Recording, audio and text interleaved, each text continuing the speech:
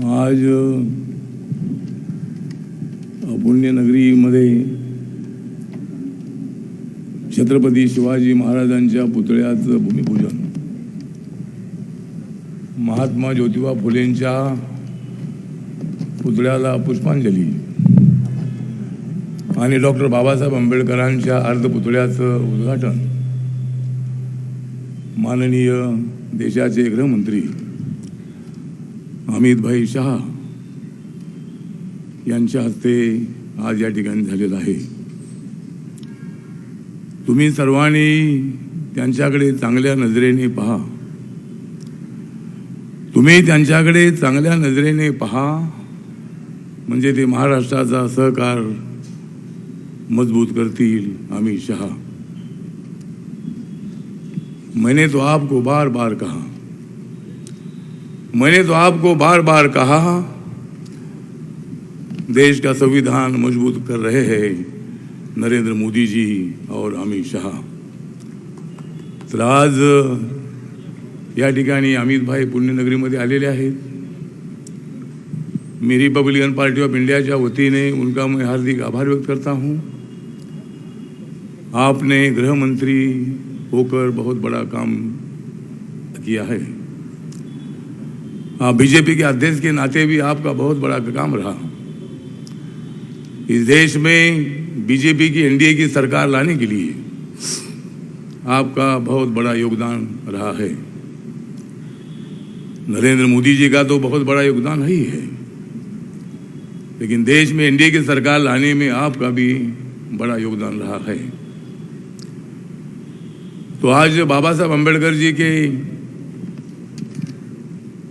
संविधान के मुताबिक माननीय नरेंद्र मोदी जी बाबा साहब अम्बेडकर जी के संविधान की बार बार चर्चा करते हैं, बाबा साहब के व्यक्तिमत्व की बार बार चर्चा करते हैं।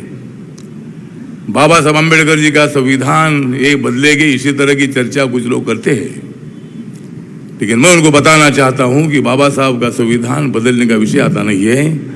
बाबा साहब का संविधान मजबूत करने के लिए नरेंद्र मोदी जी, अमित शाह जी और हमारी एनडीए की सरकार काम कर रही है। तो हमारे दलित समाज में गलतफहमियां फैलाने की कोशिश होती है, दलितों का आरक्षण निकाला जाएगा, इसी तरह की चर्चा की जाती है। लेकिन हमारी माननीय मोदी जी की सरकार दलित, आदिवासी, ओबीसी के आरक्षण का पूरा सपोर्ट करती है। कभी भी इस आरक्षण को बदलने का या निकालने का विषय आता नहीं है। और इसलिए आज यहाँ अमित भाई आए हैं। अमित भाई ने 370 कलम जम्मू कश्मीर से हटाकर वहाँ के लोगों को आर्थिक सामाजिक न्याय देने की कोशिश की है। वहाँ के जो आतंकवादी लोग हैं उनको सबक सिखाने का काम वहाँ हो रहा है। और इसलिए हम देश में अमन चाहते हैं, हम देश में शांति चाहते हैं, जम्मू कश्मीर में शांति चाहते हैं, जम्मू कश्मीर का विकास चाहते हैं, महाराष्ट्र का सहकार क्षेत्र मजबूत करना चाहते हैं। माननीय नरेंद्र मोदी जी पर मतलब उन्होंने अमित शाह जी पर जो सहकार डिपार्टमेंट नया शुरू किया है उसकी जिम्मेदारी दे दी है। और महाराष्ट्र में जो शुगर फैक्ट्रीज है, महाराष्ट्र में जो कोऑपरेटिव बैंक्स है, उनको पूरा सपोर्ट करने का काम सहकार मंत्रालय के माध्यम से माननीय अमित शाह जी करने वाले हैं। उनके बारे में उल्टी सीधी बात करना ठीक नहीं है, और तुम कुछ भी बात करो, लेकिन सहकार क्षेत्र महाराष्ट्र का मजबूत करने के लिए मोदी जी की सरकार, अमित शाह जी मतलब कदम उठाएंगे और महाराष्ट्र की शुगर फैक्ट्री जो बंद हो रही है उनको शुरू करने का काम करेगी। यहाँ की जो सहकार बैंक है उनको भी पूरा सपोर्ट करने का काम माननीय अमित शाह जी के माध्यम से होने वाला है। तो इसलिए जो कुछ भी आप बातें करो, लेकिन हमारी सरकार, एनडीए सरकार, बीजेपी की सरकार पूरे देश भर में सहकार क्षेत्र को मजबूत करना चाहती है। और इसीलिए आज यहाँ मुझे बहुत बड़ी खुशी है कि अमित भाई ने बाबा साहब के स्टैचू का इनॉग्रेशन किया है, और इसीलिए वो हमारे पुण्यनगरी में आए हैं।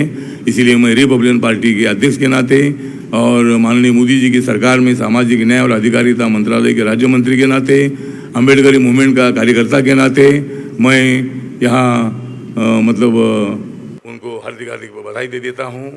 और मैं इतना ही बताना चाहता हूँ कि मैं करूँगा इस देश के दुश्मनों का सामना, मैं करूंगा इस देश के दुश्मनों का सामना, और मैं देता हूं अमित भाई को मेरे तरफ से शुभकामना। इन्हीं शब्दों के साथ मैं 2 शब्द खत्म करता हूं।